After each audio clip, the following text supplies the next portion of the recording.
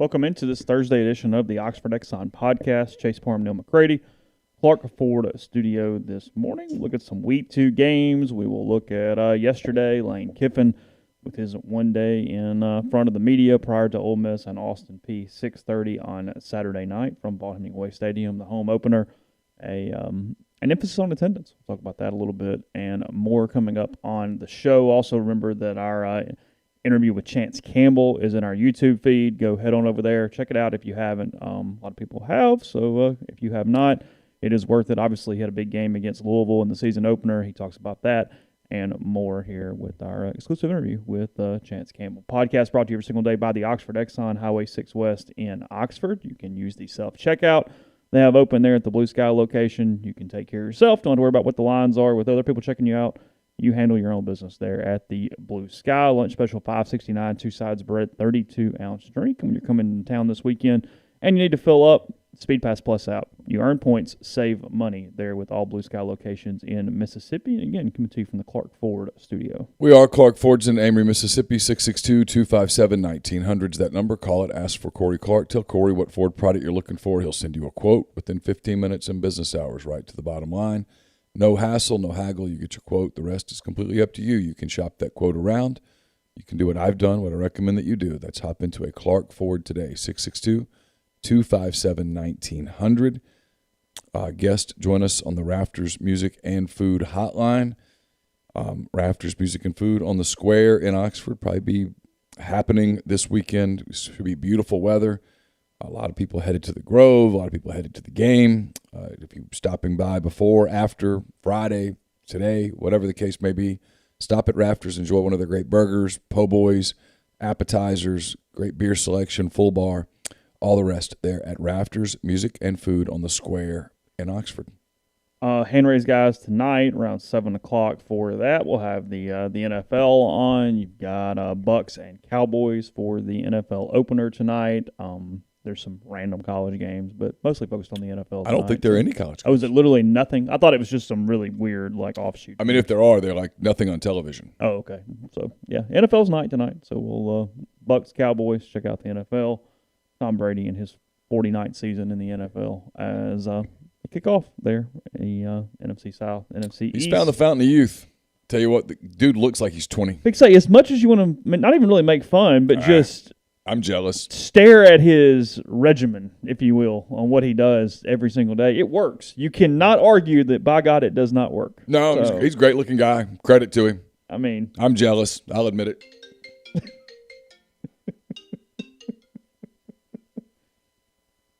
Give me 1 second. Yep, you're all good.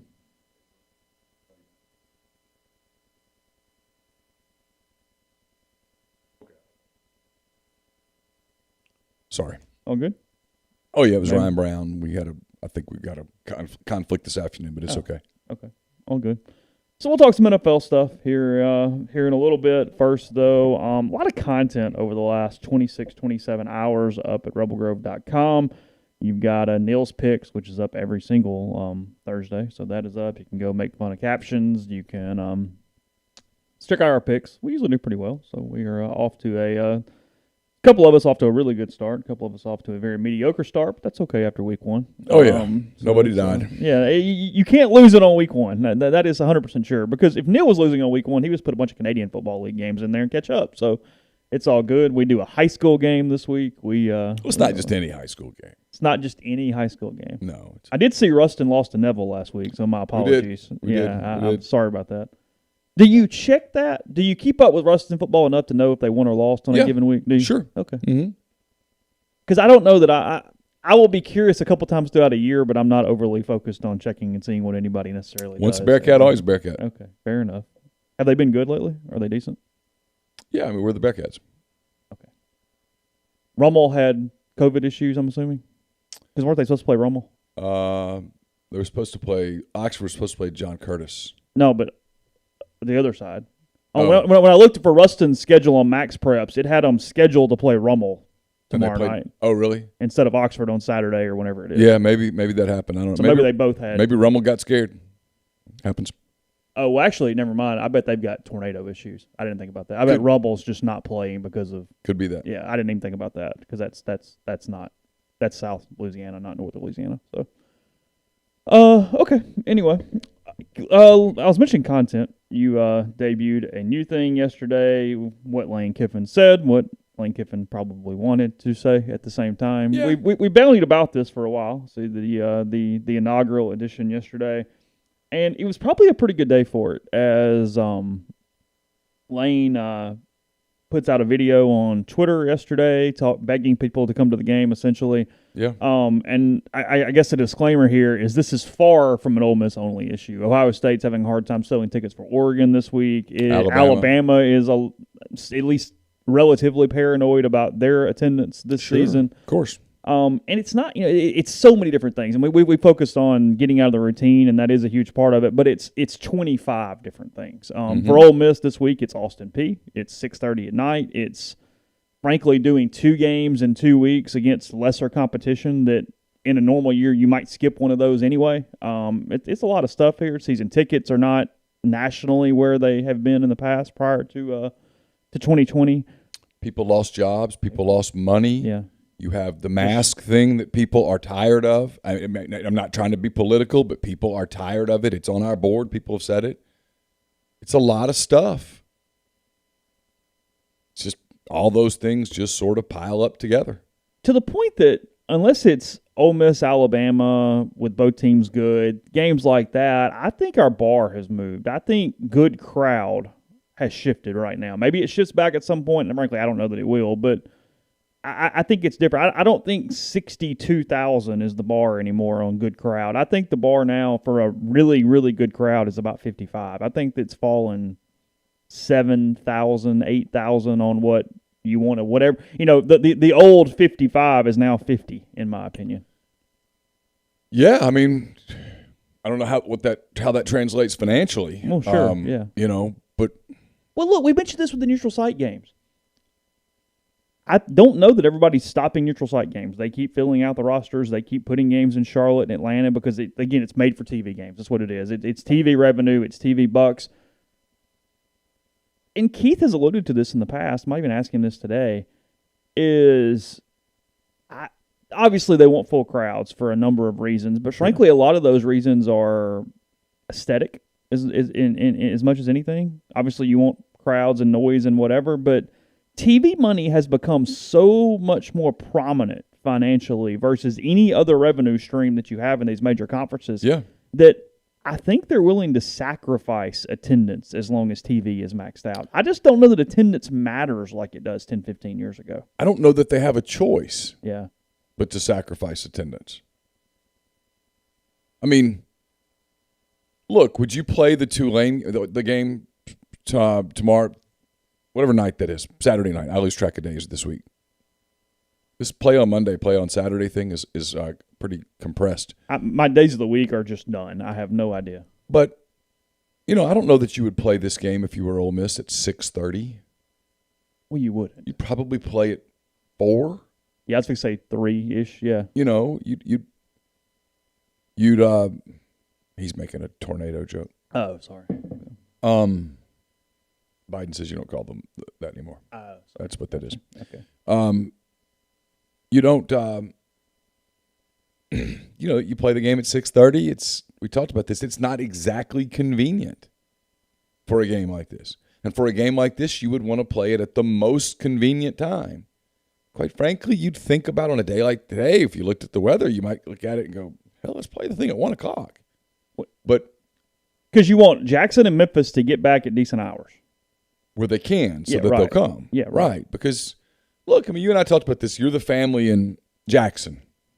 It's 2.5 hours. Mm-hmm. Some people go, well, I can make it faster than that, but whatever. Let's call it 2.5 hours. If you go to the game's at 6:30, getting there is not a problem. You can leave at 1 and be there easily in the stadium. You could leave in the morning and be there in plenty of time to tailgate or whatever you wanted to do. But the game starts at 6:30. I don't know if y'all noticed, but they just can't figure out how to make college games go fast. Mm-hmm. So the game, if you stay till the end, you're staying until at least 10 o'clock. Now you got to walk back to wherever you parked. You've got to get in your car, and you're driving back to Jackson. And so you're not getting to Jackson until at the earliest 1 in the morning. That's a lot to ask of people. And if you say, well, stay in Oxford, okay, well, now you just added $600, $700, $800 to the trip. It's a tough call. But TV says, hey, we pay you guys an absolute boatload, for lack of a better word. We're going to tell you when to play. And you have to say, considering how much you pay, you damn right you will. Mm-hmm. And we'll do it. And so it is what it is. And people complain about it, and I get it. And people say, man, you should come support the team, and you should do all this and do all that. And I've been saying this for years, pre-COVID. It is on the schools. I wrote this in picks today. It is on the schools to figure out a way to make it so damned entertaining in person that you just can't miss it. And if you can't do that, then yeah, you've got to start redoing your budgets a little bit. But the big TV money's coming. It's one of the reasons Texas and Oklahoma come to the league. The big TV money is just around the corner. It's why the league said, hey, you know what? I know everybody got hurt. We're going to advance you 20 whatever million it was. Well, that was real money. They advanced the money that they know is coming. So, hell, it's just going to be more of it. In fact, what's coming in the next couple of years, maybe sooner, it's something you asked Keith about. I think they're going to announce the entire season slate of times so that people can plan on it. Really? Where the networks are going to say, you're damn right this is when you're playing. It's like there's a lot of, if you follow big... But that's not beneficial to the networks, is it? Because don't you want the flexibility to be able to shift depending on how games are going? You can build in that NFL-style flex. Yeah. I guess that's true. Yeah. But, you know, I mean, they schedule the NFL games ahead of time. I mean, you can look and see what time that game on December the 24th is or whatever. Yeah. I mean, that's coming. Yeah. I just think it kind of has gotten to that place. We've talked about this for years, but the pandemic sped it up. If you want people to come to games, you better have something for them that makes it where being at home, watching on the TV is just not the same. And that's hard. And that's hard. And when people here say, well, it's not the same because of the Grove. Well, I mean, look, I haven't been to the Grove in years, but I hear Grove stories, and the Grove's not for everybody. And Ole Miss has addressed that, and they've tried to continue to address it. But, man, it's a tall order. And so you look around the country, and this is happening everywhere. Well, because, you know, people go, we saw on the message board, well, the crowd in Blacksburg on Thursday, they didn't have this problem, or the crowd in Madison, they didn't have this problem. Well, okay, a couple things. One, you're playing big-name opponents on your first game, and the games are close. All that factors into attendance hanging around. I mean, the reason why, look, no matter what the attendance is on Saturday, it's a freaking guarantee if Ole Miss is up 38-3 at halftime, everybody's piecing out of that thing. Sure. It's going to be a ghost town in the second half. Well, let's be real about this for a minute. I mean, you mentioned two places. There's a reason that those two places got a lot of attention over the weekend. They have cool things. I mean, Enter Sandman has become a big tradition that gets recognized nationally. It's one of the top 3 entrances in college football. The jump around thing, even people who don't care anything about Wisconsin watch that and got teary-eyed. Yeah, they know that's the thing. You identify with it. I know what I was going to say a minute ago. My old age and my senility kicked in. People in Big Ten country bitch about the 11 a.m. game. They just throw a fit about it. It's big noon because on the East Coast it's noon. Yeah, sure. But if you're in the central time zone, like Wisconsin, it's an 11 a.m. game. They bitch about it, but guess what? It gets great TV ratings. Yeah. Because people nationally who are sitting at home on the couch are now the people who dictate when games get played. And they don't like game day going off after Corso or whoever makes his pick. Yeah. They want the next game, the right next thing. They don't want it to be Georgia Southern versus Alabama. They want it to be something meaningful. It's why what's coming in the SEC, and I'm just telling people, is a lot of 11 a.m. kicks. There's going to be a strong 11 a.m. kick on this 16-team league every week. They're going to put a big game at 11. They're going to put a big game in the middle of the day, and they're going to put a big game in primetime. And when you add Texas and Oklahoma to your schedule, you've got a lot more big games on your menu all of a sudden in your inventory that you can disperse. And they'll bury the other games at 3, 6:30, whatever. Double them up, the whole deal, but they're going to be able to, whenever Texas and OU join the league in the next 20 months. Yeah, whatever.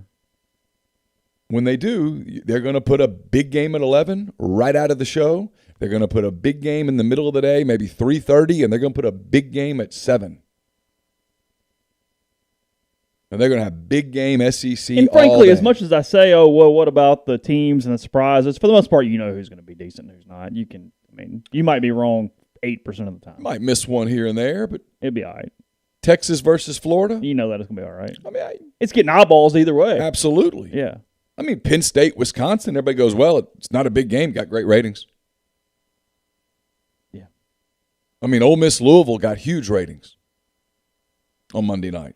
Before we go into our first break, also mentioned Big 12 voting this week on their expansion with BYU, Cincinnati, Houston, and UCF.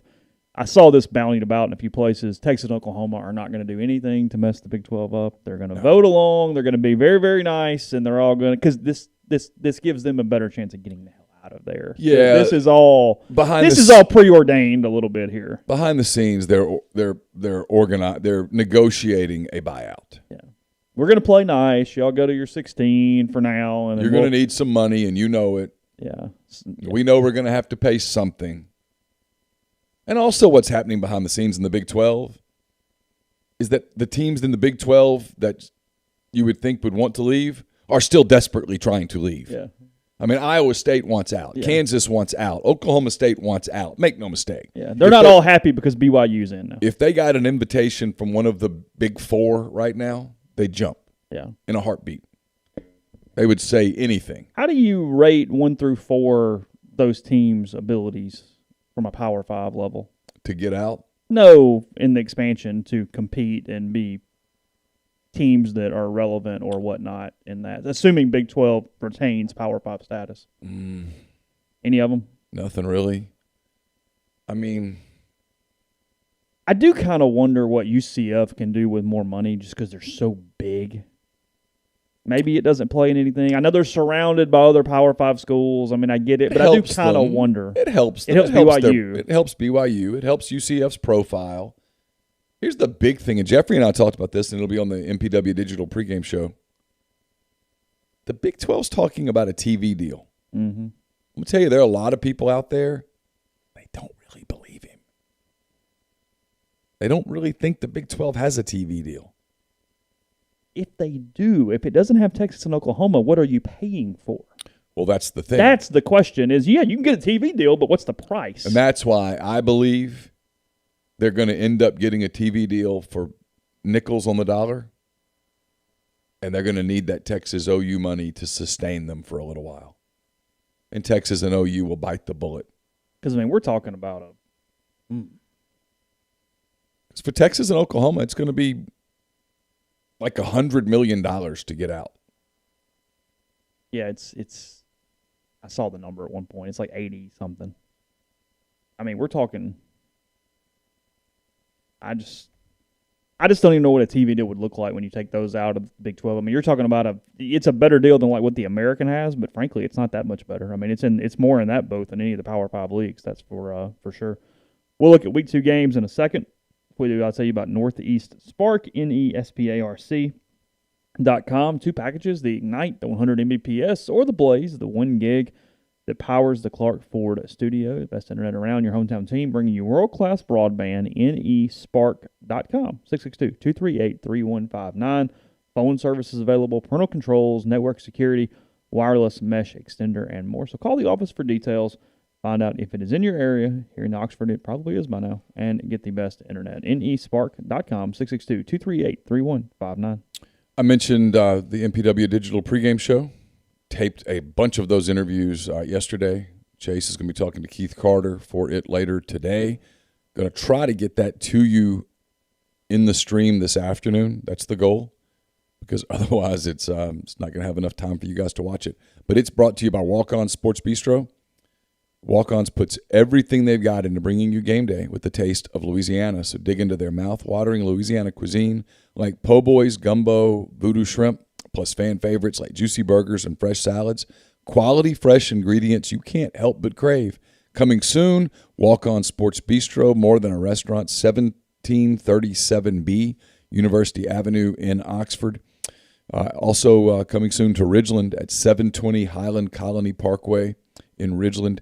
If you want to stop by there, you can, and try to become a part of their team today. They create an environment that fosters growth and belonging for all, where the team is bigger than the individual, where they exceed expectations and positively impact every community they serve. Again, 720 Highland Colony Parkway in Ridgeland.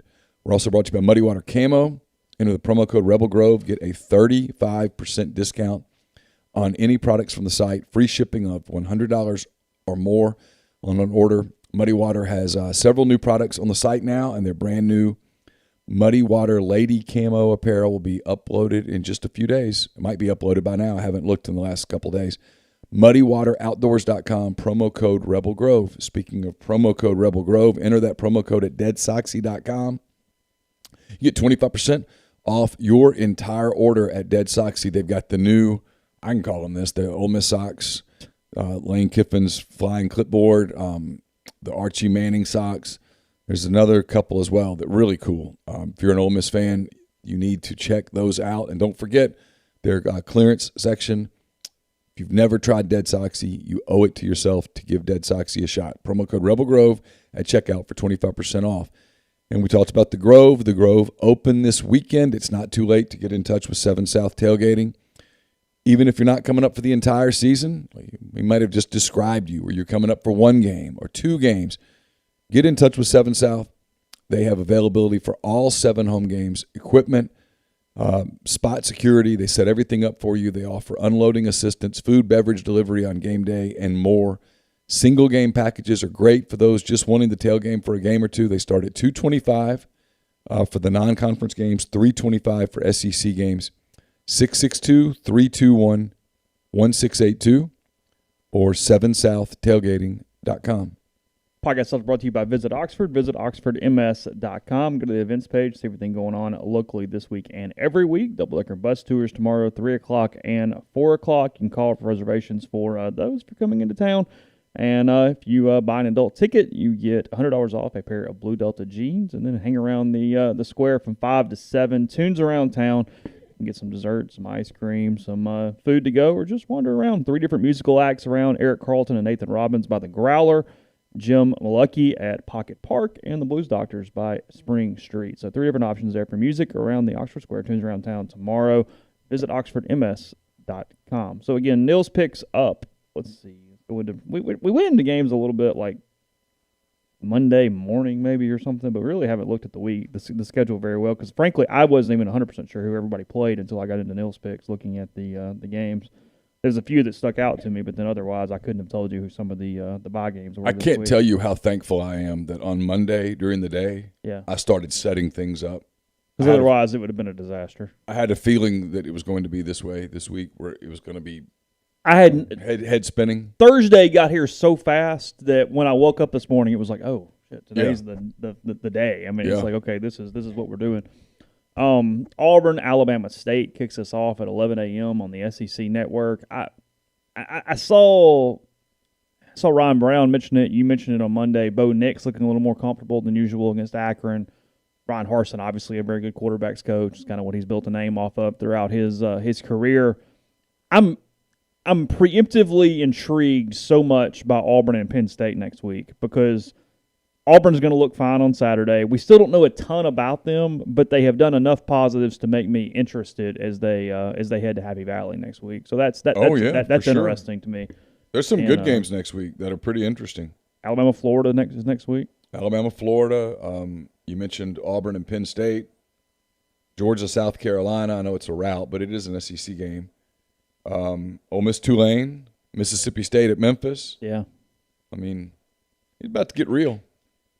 So Pittsburgh, Tennessee. That's also at 11 o'clock. A much more interesting game than Auburn and Alabama State. This is on ESPN. And the Pitt Panthers coming off a rout of UMass, I believe is who they beat last week. I think that's right. Yeah, they are a 3-point favorite in Knoxville this week.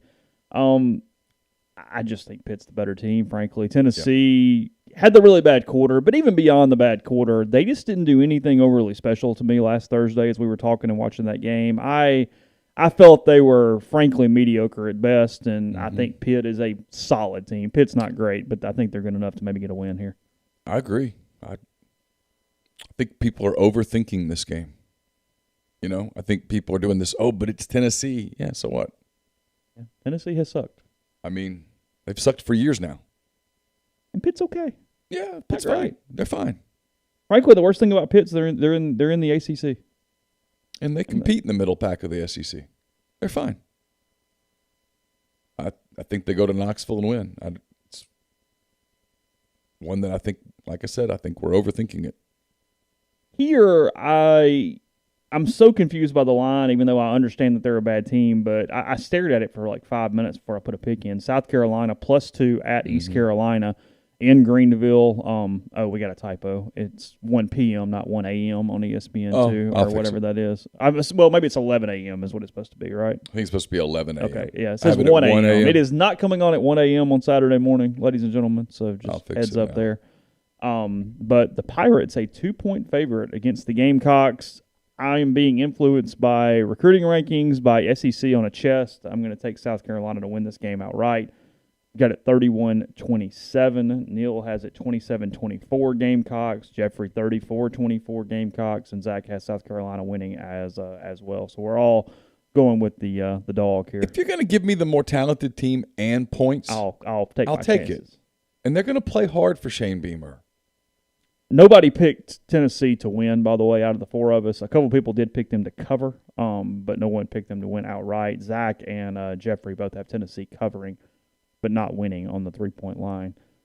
Luke Doty may be back for South Carolina this week, too. They still haven't decided what they're doing at quarterback between Zeb Nolan and Doty, so I don't know what that looks like. But either way, Shane Beamer is going to have a really, really rough season, but that rough season does not begin today. It begins next Saturday in Athens or wherever that game's at. So that's the trouble spot there for the first-year coach.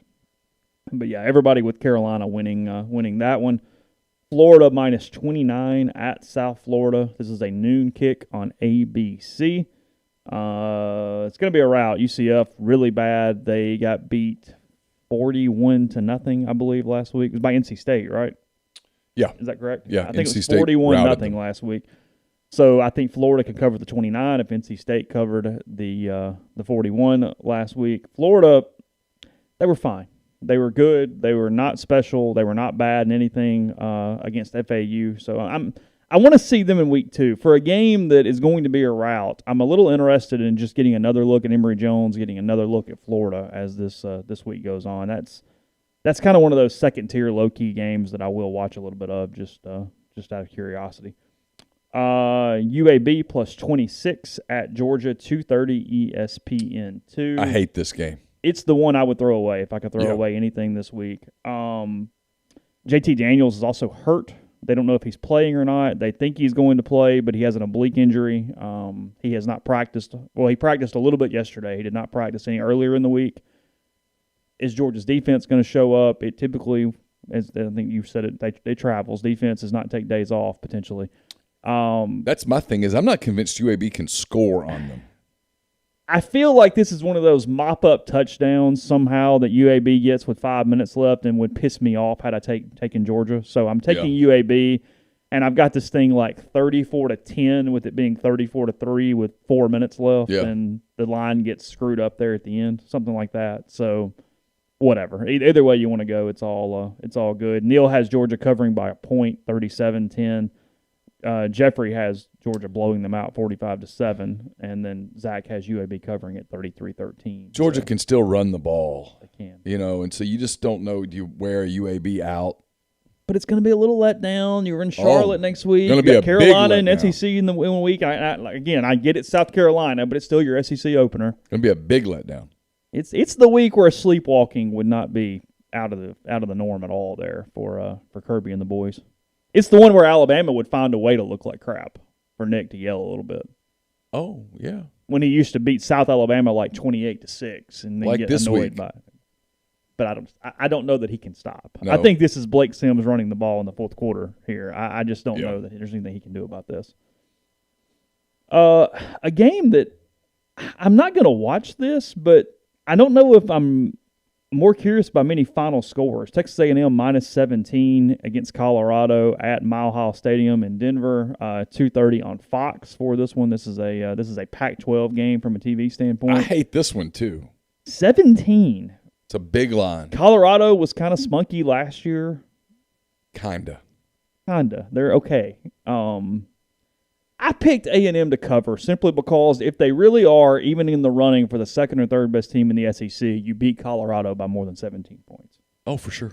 So if you don't, that's an indictment on you. And we didn't know that, and we'll move forward accordingly if that's the case. Now, their quarterback can't throw 4 interceptions like he did last week. And he probably won't. I mean, this is what Jimbo's really good at.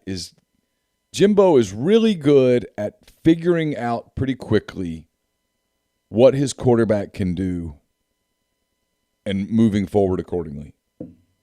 But it's just week 2, and they have allowed themselves to do this to themselves, and they've done it, and it's one of the storylines that I'm watching over the course of this season is they've got this game on October the 9th at home against Alabama that they have allowed to become the Super Bowl. Mm-hmm. And that can get weird. Leading up and after. Both. In general. Yeah. And the ranking is right there for it to get the hype to be the Super Bowl. They're 5th right now. Conceivably could move up to 4th by then. 1-4 college. Oh, station. game days blah, there. blah. Woo! And everybody goes wild, and you don't have the quarterback play to win that game. Yeah, and you get beat 38-21, and you move on. And we've talked about this. And then it can beat you 3 times. If you want to beat Alabama, quarterback play. You better go put a quarterback on the field. Yeah. For Gwitt, I was so tired of that. We've probably gotten over it a little bit. It's not about a damn mobile quarterback. It's about throwing the ball down the field. It's about a damn good quarterback. Yeah. You better put a Cam Newton out there. You better put a Chad Kelly. Yeah. Trevor Lawrence. Yeah. You better put somebody. Today, South Carolina beat them. Stephen Garcia was out of his damn mind. And Garcia was a pretty good quarterback. Yeah.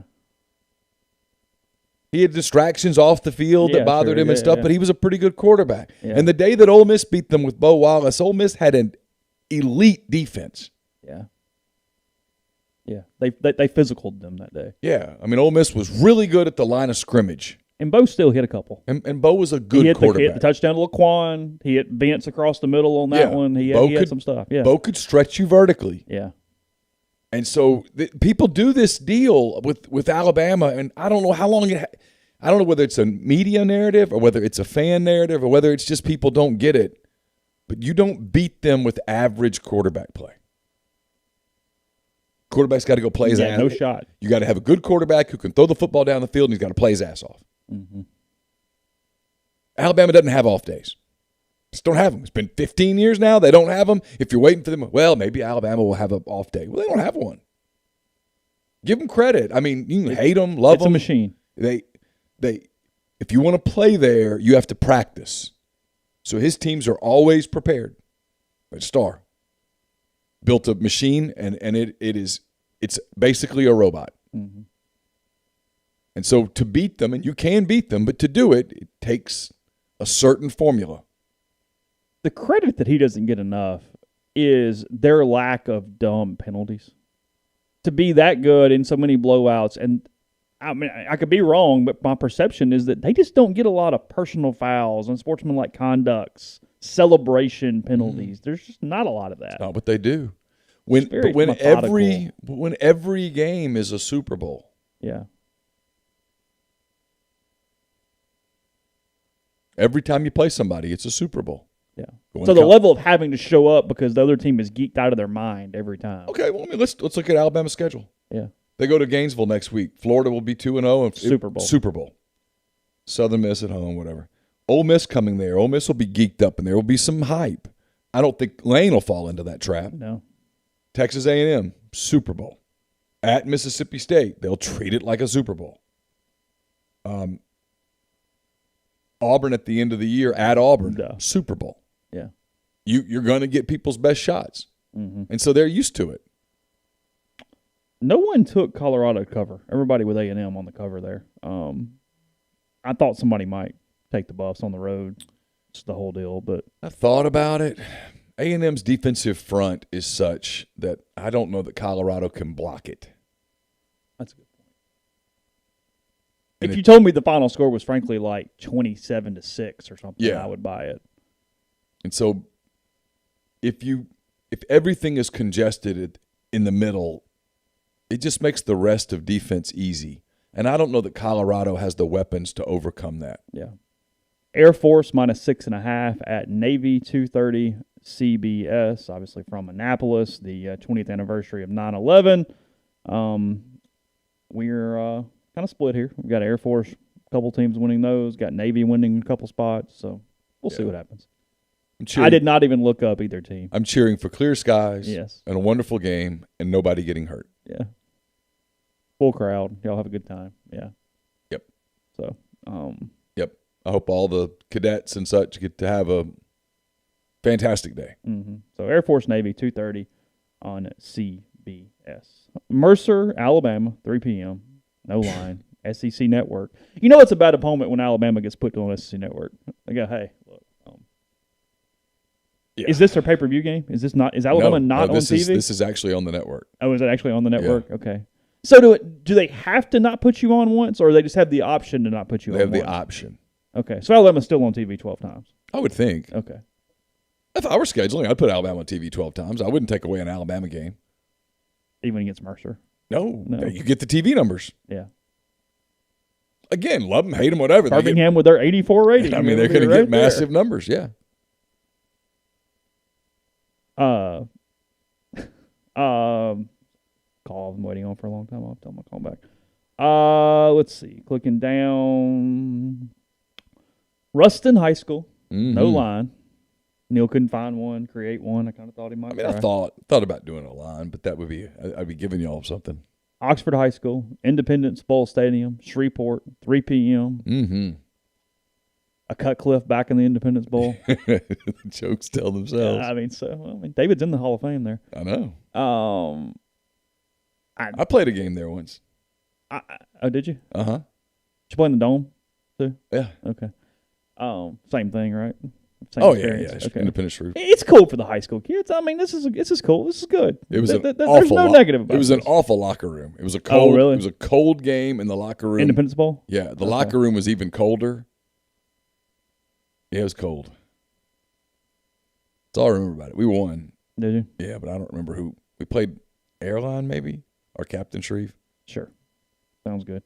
I know nothing about either team whatsoever. I am simply taking Chris Cutcliffe to make some adjustments and win a football game. That is my only knowledge whatsoever of this game. Yeah, this is just me having some fun in my family. I mean, is Ruston good? I mean, is it competitive? Like, what is the deal tomorrow? I think so. They blew out Opelousas and they played Neville. Close. A really close game. Apparently, it was from a high school standpoint. It was like a classic. Oh, really? But that's a big rivalry that typically produces classics. Okay. So Neville is more their rival than West Monroe?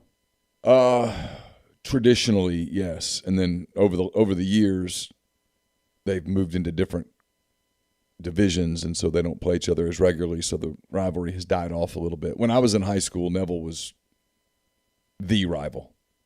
That's what we did. We had beat Neville week. It was the end of the season. It was a big deal. That whole week was a big deal. You knew it was a big deal. Okay. Yeah. All good. Neal's favorite game of the week, the Iowa Hawkeyes are in Ames, plus 4.5 on this one against Iowa State, 3:30 ABC in this. And I don't know if this is like osmosis. I don't know if Neal's rubbing off on us. I don't really know what the hell's going on. I stare at a helmet for at least an hour and a half a day. We all have the Iowa Hawkeyes not just covering, but winning the game outright this weekend. They're the better team. Frankly, Iowa State, and I know they always look like crap in week one, but they struggled against Northern Iowa in a way that just kind of stuck out to me, and I couldn't lay 4.5 against the Hawkeyes. Iowa's got just kind of average quarterback play, but they got some speed everywhere, and they can they're get you faster than usual. Yeah, and they can get you at the line of scrimmage. This should be a really fun game. But if you told me it was a blowout, I would tell you it was Iowa that did the blowing out. Really? Yeah. But I think it will be a really good game. Okay. They'll get a lot of hype. Oh, it's two It's top huge. 10 teams. I mean, Huge. look, Iowa's going to position themselves to have one of those access game years. Yeah. The winner of this game both has a chance to really run it for a little while. Sure. Because I think it was Iowa State we looked at it, that if they could get by Iowa, they have a real shot of being 10-0 playing Oklahoma. Yeah. Now they better play better than last Saturday, obviously. Oh, for sure. Still, they got a chance. So, anyway, podcast brought to you in part by Community Mortgage, Oxford, Memphis, Soto County, and Chattanooga. All underwriting and processing is done in Memphis. They're getting local underwriting and understands your market. Leader in condo financing, the float down option, and more. You can find Jason at 662-234-2704 or JLOWE at communitymtg.com. Yep. Let's see. Where did I leave off? ACS is owned and operated by Clay McNutt, Baldwin, Mississippi. Complete electrical control system solution provider and a Rockwell Automation recognized system integrator. ACS has a full-time dedicated emergency service and troubleshooting staff and a UL 508A panel shop. ACS can custom tailor software packages, custom design electrical control panel solutions, and much more. Get in touch with them at acsllcms.com or call 662-601-4381. Talked about the Grove a minute ago being open. That means that some people probably, I'm just guessing, have a drink or two. Might want to get in touch with Game Changer Patch Company. Make sure you are prepared.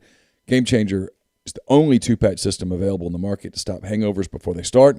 The warm-up patch is used before or while you drink. The overtime patch is used after you've been drinking to help recover while you sleep. The all-natural ingredients will keep you in the game and ready for the next play. Just give the patches a try. Go to GameChangerPatch.com. You won't regret it. Enter the promo code RebelGrove20 for 20% off your purchase at Game Changer Patch. We're also brought to you by Pinpoint Commercial Real Estate based out of Jackson, Mississippi. They service the entire state and all commercial asset classes such as retail, office, industrial, and land.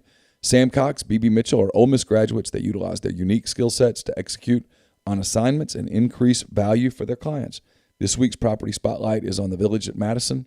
The Village at Madison will feature roughly 60,000 square feet of restaurant, retail, and professional office space, along with 75 zero-lot line residences, with Pinpoint handling the leasing for the commercial portion of the development. If you want to learn more, 601-586-3220 to talk to Sam and BB. Chase mentioned Blue Delta jeans earlier in the show. They make the best fitting, most comfortable jeans in the world because they are uniquely made for you and only you. Raw denim jeans, custom fit, hand-tailored in Tupelo, Mississippi, one size fits one at BlueDeltaJeans.com. Go to BlueDeltaJeans.com, use their virtual tailor. You can be measured and design your newest jeans in just a couple of minutes, and Blue Delta will make sure you are looking great for the football season. It's promo code RebelGrove, all lowercase, one word, at BlueDeltaJeans.com or in the Oxford studio for 10% off your purchase. Also brought to you by Lammon's Fine Jewelry. Lammon's at 1126 North Lamar Boulevard in Oxford. They've been serving the Oxford area for more than 73 years. From engagement rings to wedding rings to fine jewelry, watches, pearls, fashion jewelry, children's jewelry, collectibles, and more, Lammon's is the gold standard in fine jewelry. So visit them at LammonsFineJewelry.com or call them at 662-234-2777. Tony asking, is Brad Banks the greatest quarterback in Iowa history? Modern era for sure, but Chuck Long went there. So he finished second for the Heisman Trophy to Bo Jackson in whatever year that was, 85. It's not a bad thing to be able to brag about. Yeah. Hey, I'd have won the Heisman if they weren't for Bo Jackson. Yeah. Fair enough. He was the only player in college football history to play in 5 bowl games. Chuck Long. Is that right? Mm-hmm. Yeah. Unless somebody has done it since then. But, yeah, that was for a while, that was a stat. Well, that's one thing. If you sign with Iowa, you're going to play in bowls. Maybe not a bowl. Maybe not the big bowls, but you're going to play in bowls. Look, they've made a habit out of beating the crap out of SEC teams in Outback Bowls and Sure. Gator Bowls and things like that. Well, if you get a checked out SEC team, they'll pound you. Yeah. Yeah. And that typically happens a lot of Sure. times. So Texas -6, Arkansas 6 o'clock, ESPN. You were more excited about this game before they actually started playing games than you currently are. Well, from the game itself, I think I've like, because in the summer I thought, man, they got a shot, because I don't typically buy the Texas is back hype, because usually Texas is not back. They looked kind of back last week. They looked pretty good. So, and Arkansas didn't. Arkansas looked pretty good on defense, and I think they have a better defense than people give them credit for. I think they're better at linebacker. They're better in the defensive backfield than people give them credit for, and they're not crappy up front. Because if they were, they would have gotten beat by Rice the other day. Because the offense gave them no help, kept them on the field, turned the ball over. If they had a good quarterback, They'd be decent. Yeah. they'd be okay. Yeah. That's a big if, and they don't right now. KJ made some plays with his feet. But he can't push it all. He can't. No, and he missed some really open throws. And if you're Arkansas, you got to hope that's nerves, but it wasn't his first start. And it was against Rice. Yeah, I mean, and receivers were wide open, and he just missed them. So he does that the Saturday, they're going to get mauled. Texas looked good. Fine.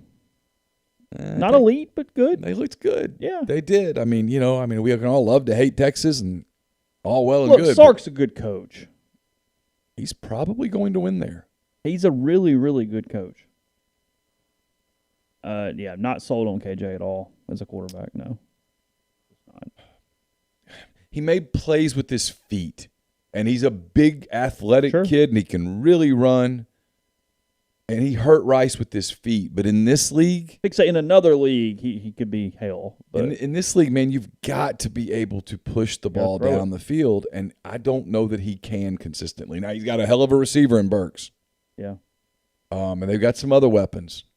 The Henry kid's in the line of Henrys. But so I don't know. Although it's going to be a big weekend up there. I mean, they're going to get yeah. great weather. It's going to be jam-packed, standing room only, biggest crowd in that stadium in a long time. First time they've played in a while, right? And it's a rivalry that is getting kind of renewed, and now there's the promise of more renewal. And so, it's there's a lot of Texas kids that go to Arkansas. I mean, a ton. Yeah, sure. So it's a fun weekend, and maybe down the road that's going to be a really big game in the league. I know the league hopes so. I don't know if I'm really mad at myself or I'll end up being happy. I got a feeling I'm just going to be kicking myself later. North Carolina State -2.5 at Mississippi State, 6 p.m. ESPN2. For 10 days now, I've been talking about Dave Dorn and the Wolfpack, and I took State this morning. I just have a weird feeling about this game that State finds a way to win it. I had my pick in already, but Jeffrey made me feel a little better. He writes in here that NC State is not covered as a road favorite since Obama was the president. They're pretty good at home, but not so much on the road. If State loses, I'll laugh and I'll kind of enjoy my Facebook page for a day or two. But I don't know. There's just I tell you, it's an ACC thing. I think I'm having an anti-ACC week where I just am having a hard time laying points in that league right now with everything we saw. And I know that's not fair necessarily because it's not like they're all one conglomerate and they all play the exact same way. And NC State looked okay last week in hammering South Florida. But it feels like I'm a little worried about a week one overreaction on just how bad State is. I don't think they're good at all. I don't think they're about to go win 8 games. But I do think this game is at least winnable, so we'll see what happens in this one. I don't know. I mean, I like NC State because I think they're pretty balanced, and I don't think State is. NC State, you know what you're getting.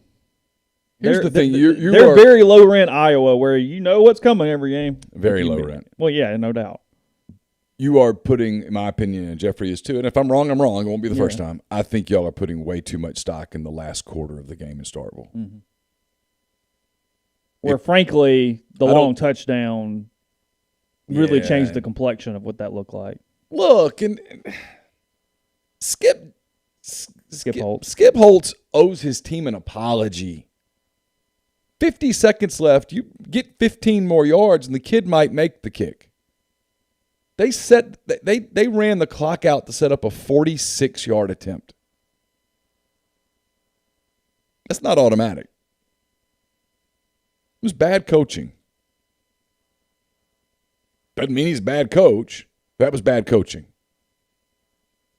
It was bad coaching. They got super conservative. If you watched that game, and I watched a lot of it because I'm from Ruston and it was Tech. They had the small program freak out a little bit. Yeah, and they do that a lot, Tech does. Oh, God. They've blown games against South Carolina, against Arkansas, now against Mississippi State.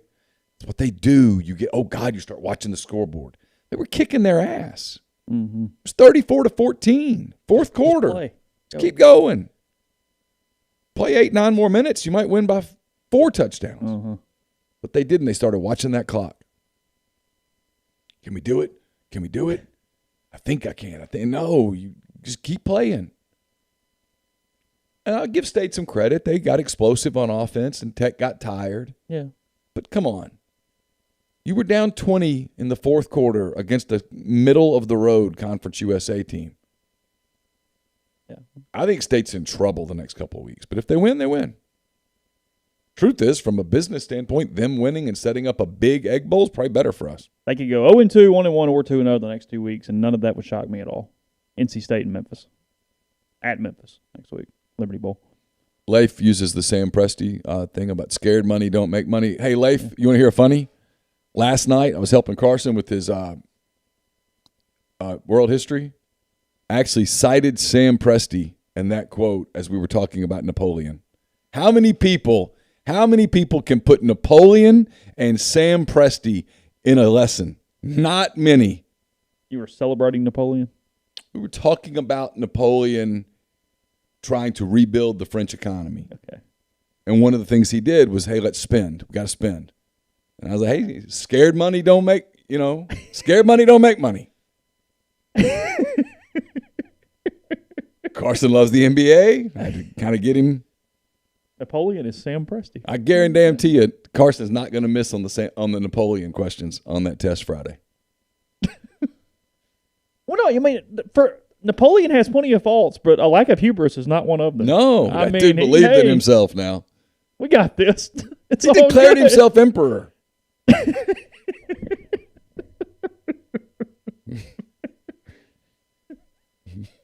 It's true. Yeah. You didn't know that I'm teaching world history this year. I had a hunch you were teaching some world history. Missouri, SEC game this week. The Missouri Tigers and their geographical counterparts, the Kentucky Wildcats, +5 on this one. Kentucky giving 5 to Missouri. 6:30 SEC Network. And let's see, Zach's the only one that has some respect on Mizzou. He has Mizzou winning this game 30-27. If you told me that it went weirdly offline, I think Kentucky beats the crap out of them. Yeah.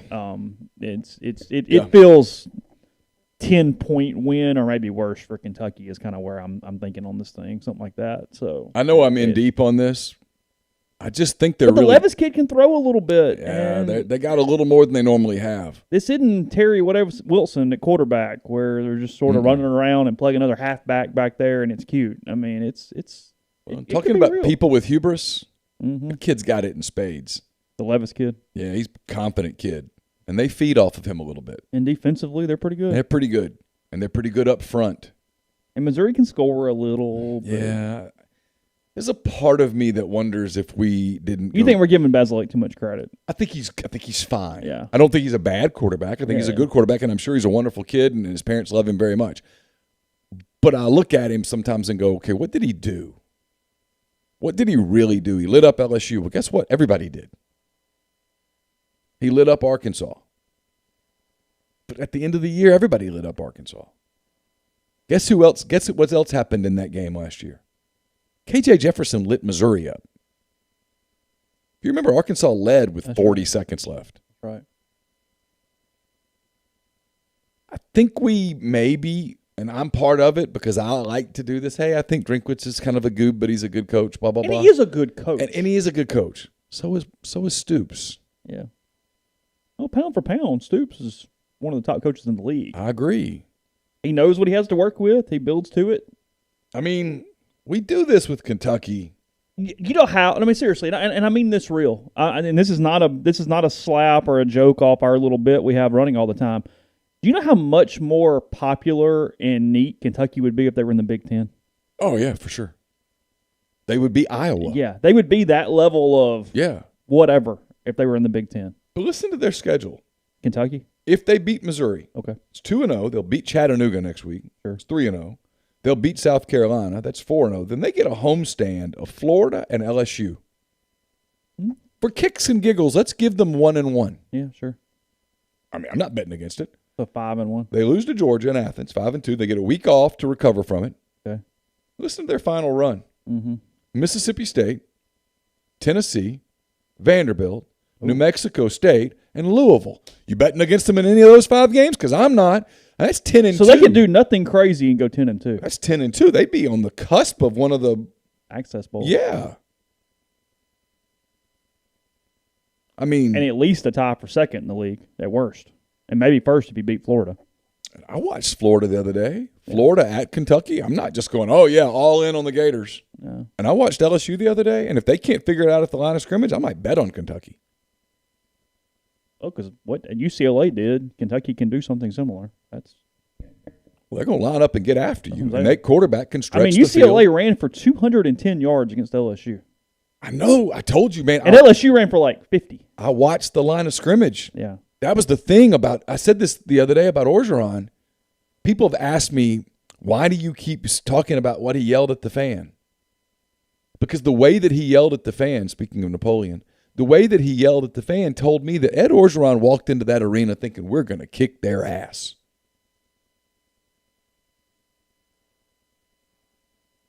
Yeah. I bet when Lane Kiffin gets ready to play Alabama in a few weeks, there's none of that bluster. No. I bet he doesn't walk into Tuscaloosa doing that. Now, does Lane Kiffin probably in the back of his mind think, hey, let me tell you, we're going to show up. Yeah. He's not going to talk like that. Why? Because Lane Kiffin's fully aware that he's capable of getting his ass kicked that day in Tuscaloosa. Mm-hmm. Ed Orgeron never saw that coming, and that's on coaching. No, that's a problem. That's a detail problem. It's a big problem. Actually. You don't think that video got played in the UCLA locker room before the game? I guarantee you they knew about it. Not that it mattered. It didn't matter. All the bluster in the world won't change the line of scrimmage. But it showed me that the guy absolutely had no idea what was coming, and if I'm an LSU fan, that terrifies me. Because if you don't know that you have a problem, you can't fix it. I don't know Pac-12 football enough to really necessarily even have an opinion on this, but I kind of wish UCLA would run it a little bit. I think it would be a neat story of Chip Kelly reinventing himself in 2021 a little bit, changing some offensive tendencies and kind of being that guy for a second little run there. Well, he's not an idiot. No. So he very well, along those lines, it's a great point. Along those lines, he very well may have looked at last season and said, you know what? Maybe the problem is me. Mm-hmm. Let's do something different. Step one in beating alcoholism is to admit you're an alcoholic. Yeah. Hey, I've got a problem. I don't think Ed realizes he has a problem. I really don't.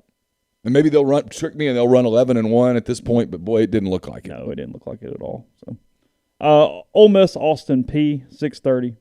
Look, I expect a bit of a letdown here. If you're all into margin of victory, you need to take a sedative prior to this game. You need to take some anti-anxiety pills. Yeah. Because they're not losing. It's not going to be in doubt, but they've practiced one day this And week. the head coach wasn't on the field. Yeah, I mean come on. Just chill a little. Yeah. Like, whatever this looks like, let it look like it and move on. As long as two and some other key players are still upright at the end of the game, just move on. They're not going to fall in the polls when they beat Austin Peay 45-17 or whatever it is. Like, just chill out. I do not intend to spend my Saturday night playing therapist after the Austin Peay game. Yeah, just chill. I don't know what it's going to look like, but I have a hunch it's not going to be some huge blowout. I don't think I'm picking a blowout, and I think it probably will be a blowout. But if you told me it was 41-23, okay. Yeah, I picked 49-20. I think Austin Peay gets around 20 points. That's probably about right. By the way, on that MPW Digital pregame, you'll see Pete DeWeese break down just how different one offense is from the next. Okay. A lot of work. Everything that they put in for Louisville pretty much goes out the window because Austin Peay does completely different stuff. Okay. So, again, they have worked on this for a day. Ole Miss has 1 day of practice this week, so just chill. Yeah. They're not going to know every intricacy of the Austin Peay offense. No. They're just going to try to out-athlete them over the course of 60 minutes. Yeah. And it might be. Hey, Matt, throw to the open dude. Okay, and it might be sloppy. Probably will be. Yeah, the only interesting thing here is stay away from injuries, and I'm kind of curious what he does at quarterback once it's a blowout. That's it. That's all. I have no I'm interested in that too. And how he gives mop-up running back reps. Because if you're giving mop-up running back reps, you're not as interested in that dude, whomever that is. Unless you're trying to get some confidence installed in Bullock and get him some carries. Bullock didn't have a snap last week. He had the kickoff where he fell down, and that's the only time he touched the ball last week. So, podcast brought to you in part by G&M and Tyson Drugs. G&M there on South Lamar in Oxford. Tyson Drugs on the square in Holly Springs. 662-236-2222. They offer MedSync to fill prescriptions the same day each month. Make it easy for you with one trip to the pharmacy or one delivery to get everything you need when you need it. They also deliver locally in the Oxford area and have Right Way Meds, so they individually package your medication for each time that you need it. That can even save a life in the right circumstance. So, again, whether it's in Holly Springs or in Oxford, that's 662-236-2222.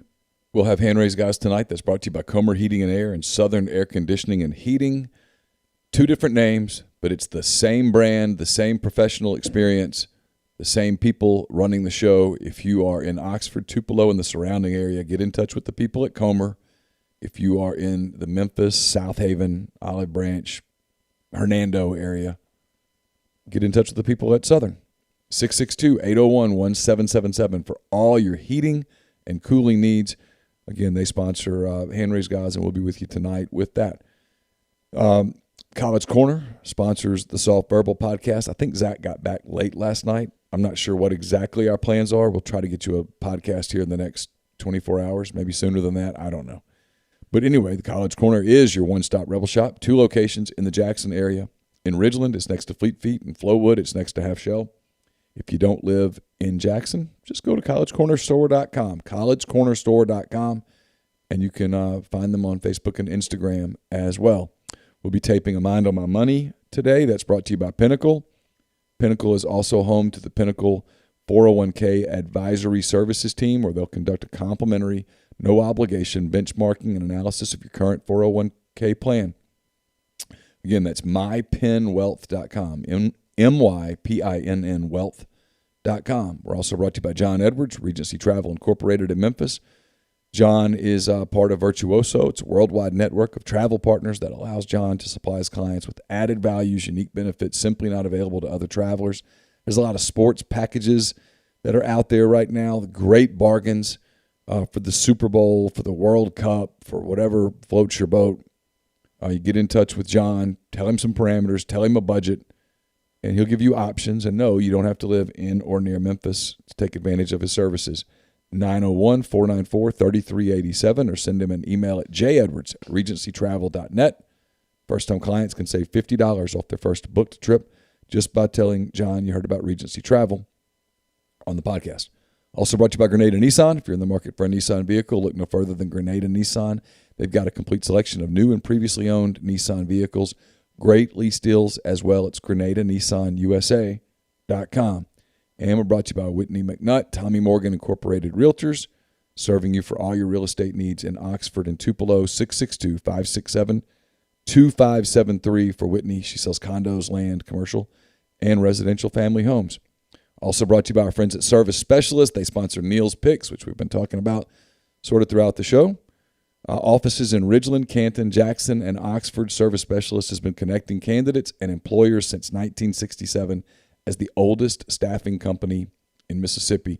Whether you're a new college grad or a seasoned professional, whether you're in engineering, dentistry, accounting, law, manufacturing, human resources, or more, get in touch with Service Specialist. If you're a recent grad without much experience, reach out to Service Specialist. They're always looking for candidates that have potential and want to learn and get their foot in the door with growth opportunities. It's a small state. Service Specialist always knows about jobs that never get advertised. There's no referral fees for those searching for jobs either. You have nothing to lose, so get in touch with them at 662-832-5183 or go to servicespecialistltd.com. Podcast also brought to you by Nick's Tan and Associates, nickstanoxford.com for all your real estate needs on the buy side or the sell side here locally around the Oxford area. Go to the website. You can see gallery view, list view, talk with agents, pick out your neighborhoods, and much more. Tons of experience here in Oxford. I've used them for both sides of this, and you should too. So 662-281-1200. Click the link in my signature or in the 321 content item, or again, go straight to nickstanoxford.com. Yeah, it's a good point. You can be really mediocre to bad in the SEC East and go 7-5 if you win your 4 non-cons because you've got Tennessee, South Carolina, and Vanderbilt on that schedule. If you're anybody else, I mean it's rough. We've talked about this ad nauseum. I mean, if you're Arkansas or Mississippi State, for example, boy, your schedule's a lot different if you're in the East. I mean, if Arkansas could play the Missouri schedule, 7, maybe. Yeah, I mean, potentially 1, 2, 3, 4, 5, 6, 7. 4, 7. Yeah. Yeah. You're going bowling, and everybody's going, woo, we're on our way. No, you played bad teams. Yeah, you played bad teams. LSU, McNeese, sure. Ed Orgeron plays against his kid, who's a starting quarterback for McNeese this weekend. That's all I got. What do you think Ed says to his team about? Oh, I'm sure he gives him every one of his tendencies and everything to beat the hell out of him. That's what Ed does. So, yeah, it's fine. I don't think he will defend him like he did when had things thrown at his house that time. Let's see. Vanderbilt. You mentioned that almost as like you think it happened. Got nothing. I refuse to comment. Vanderbilt +7 at Colorado State, 9 p.m. Good God. Yeah. CBS Sports Network. We'll have it on watching every play. I do love how you have the SEC team on CBS Sports Network, and I know it's Colorado State's game, but still, there couldn't be a finer example of what's going on here. Look, it is an SEC team that is a touchdown underdog to a team that got routed by South Dakota State last week. I mean, frankly, I think because we covered this league, we're putting too much emphasis on Colorado State just being better than Vanderbilt. Yes. When Colorado State is god-awful. Yes. Well, I'm like Jeffrey here. I mean, and you were kind of this way too. Look, is it possible Vanderbilt wins this game? 100%. Sure. I mean, but if your betting strategy going into a game is, you know what, maybe this is the week for Vanderbilt. That's kind of like going into it going, you know, this might be the week Alabama has an off week. Could it happen? Sure. But, I mean, yeah, but probably not. I know. I'm a little mad at myself for not taking the points. I mean, it's 7 freaking points to Colorado State. They lost by 20 to East Tennessee State. And Colorado State lost by whatever to South Dakota State. So I'll just take the home team. They got beat by the freaking Jackrabbits. East Tennessee State. I know. East Tennessee State. Vanderbilt's even the worst basketball school out of those 4. Oh, that cuts deep for them. Hmm? East Tennessee State. I know. Who, frankly, got screwed on the celebration penalty. Scored 3 points. They did. 3-0, though. They were ahead. Scored 3 points. They were up. The Clark Lee era was off and running. East Tennessee State. Grind which means they gave up 23 unanswered. Grind says, what's more likely, Bama going undefeated or Vandy going 0-12? Bama going undefeated. It's more likely. Yeah. That Vanderbilt beats either Colorado State or UConn. Yeah. Yeah, they get UConn, and UConn is like awful. We're checked out. Yeah. NFL this week. Again, we've got the Bucs and the Cowboys here tonight. I think tonight will help me. I think I'll watch it while we're talking. I think I'll be kind of geeked. I'll be into it, but I have been very out of the NFL to this point. Not on purpose, just other stuff, whatever. I haven't really locked in. So I'm kind of curious if I get a little energized tonight as this game is on. Because it's not there yet. It's the NFL. It's Tom Brady, Dak Prescott. Oh, yeah. I mean, packed stadium, I'm guessing. I assume. Yeah, sure. I mean, I would think. I was looking through just kind of for my own knowledge. Could you name every starting quarterback in the NFL today for week 1? Would you miss some? You can try real quick. Yeah, I haven't necessarily tried. I'm just kind of curious. I'd have to find a list. But I was just kind of thinking about it, and I don't know that I could name every one. I don't. Matter of fact, I don't think I could. I could probably get most. yeah, I mean, name the team, and I'll try. yeah, I'm pulling something up, trying to find one that's. This is from. While you're pulling that up, Yeah. I'll tell you real quick. We're also brought to you by Alpha Specialties, 1670 Highway 80 in Parham, Mississippi. They're your trailer-specific professional. If you want to haul it, they can call it at Alpha. It's the premium trailer dealership in Mississippi. They've got a full selection of trailer parts and accessories, hitches, winches, straps, and more. Spare tires and wheels starting at just $100. They also do all types of truck accessories. Listeners can get 10% off a yearly trailer service and inspection at Alpha's full-service shop, where they repair all types of trailers, concession, horse, utility, enclosed, gooseneck, RV, and more. So give them a call at 601-932-9798 or check them out at alphaofms.com. And we're brought to you by The Rogue. If you go to our YouTube page, you can see my visit with Chance Campbell. A lot of you have already looked at it. Obviously, I think there's more interest in Chance now that you've seen that he's an NFL linebacker, which is something Ole Miss hadn't had in a bit. So brought to you by The Rogue. It's your destination for fine men's clothing. Their stylist hand-select pieces from top designers. From work to lifestyle to nightlife, there's the perfect something for everyone at The Rogue. Peter Millar, Martin Dingman, Jack Victor, Halsey, True Grit, and more. The college collection is going to be in stock here very soon. So get in touch with them at 4450 I-55 North in Jackson or therogue.com. Okay, so I think this list is accurate. Obviously, this is ranking them too, so we know the guys at the top of the list: Mahomes, Rodgers, Brady, Allen. Sean Watson at 5th. That's too high because of all the stuff going on around him, Yeah. period. That's Tyrod just, Taylor will be the starter Yeah. in Houston, so I Yeah. got that one. Yeah, it's just like whatever. Russell Wilson, Dak Prescott, Lamar Jackson, obviously, Kyler Murray, Justin Herbert, your guy. You still on him? Oh, yeah. You still in? Yeah, sure. Okay. You didn't get thrown away at all last year? No, I'm good. Ryan Tannehill. Yeah. Joe Burrow. Now that's a question this year in Cincinnati. They seem to be a little encouraged here lately. Okay. Look, it takes time. I Yeah, mean, it was it a just severe takes injury. time. I mean, Yeah. it's one of those deals where we talked about this with Tywan Malone, and he's not a quarterback. Even when you're ready, you're not ready. I mean, you can be medically cleared and Yeah. not firing the way that you were pre-injury firing. So that's a difference. I would hope the Bengals are a little careful with Burrow.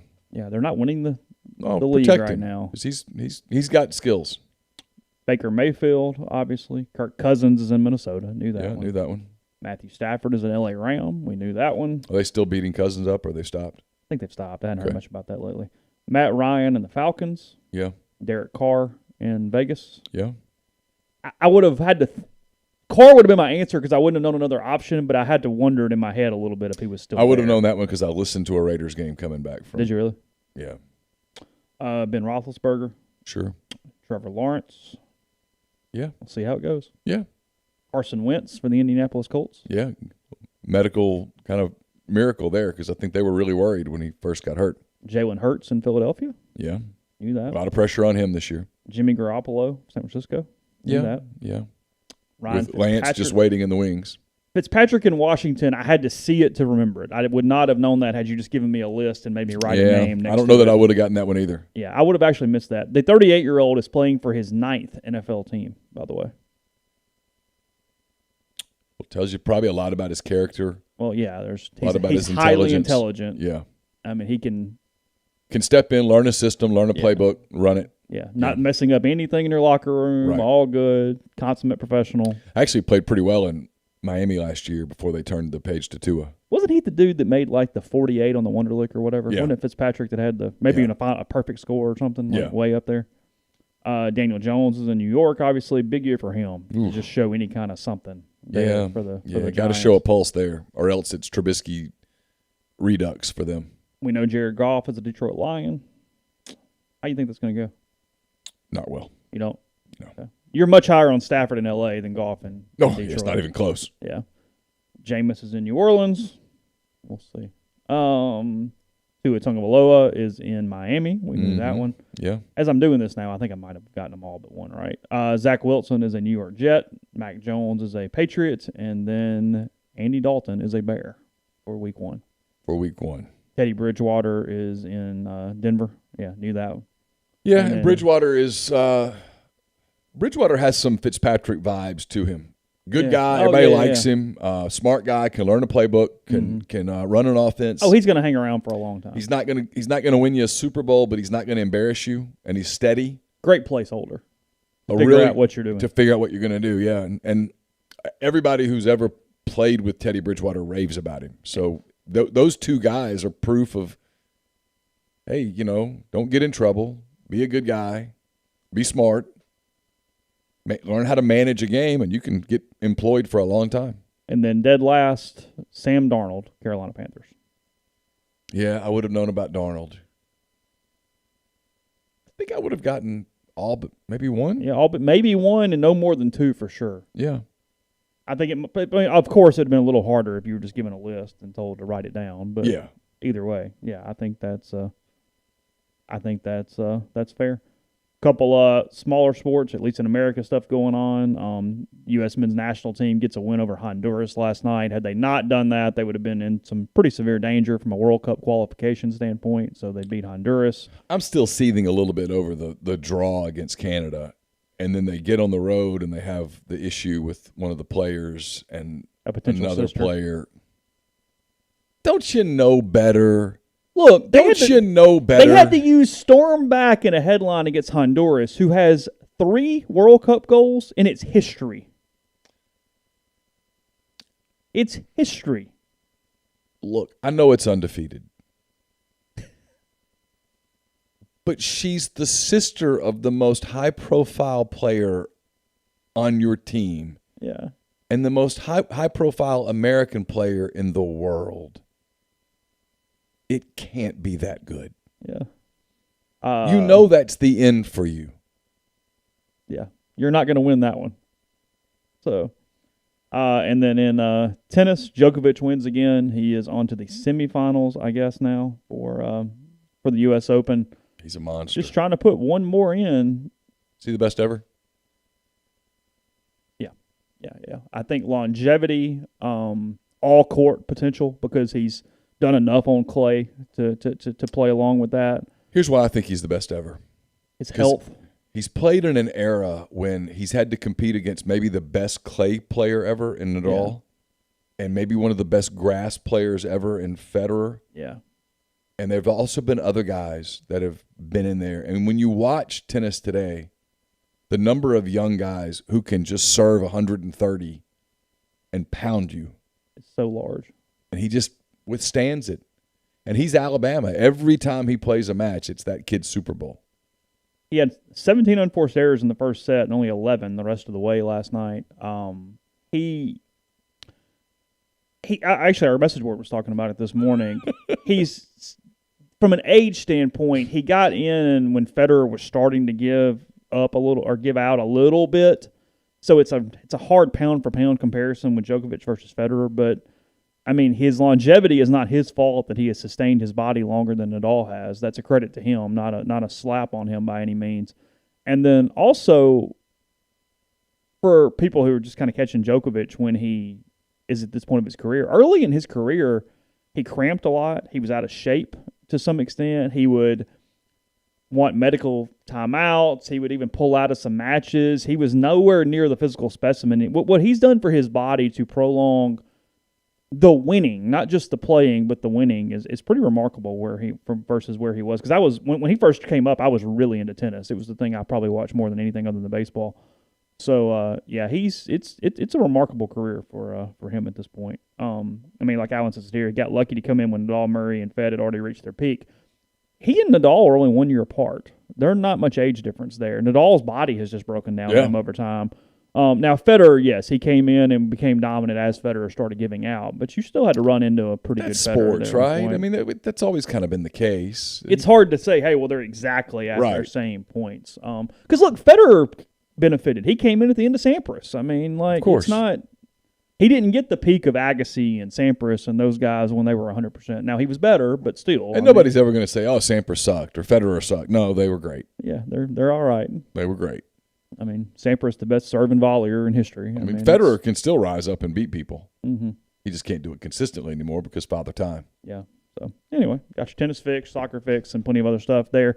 Hand raise, guys, tonight around 7 o'clock for that. So come back, join us. We'll watch some NFL football as the season opener tonight between the Bucs and the Cowboys, and Ole Miss and Austin Peay, 6:30 on Saturday. Pre-game show up here in the next, I don't know, at some point. Hopefully today. Hoping to put it up this afternoon. Yeah, so either way, check that out. Tons of stuff in that as always, and we'll talk to you again very soon.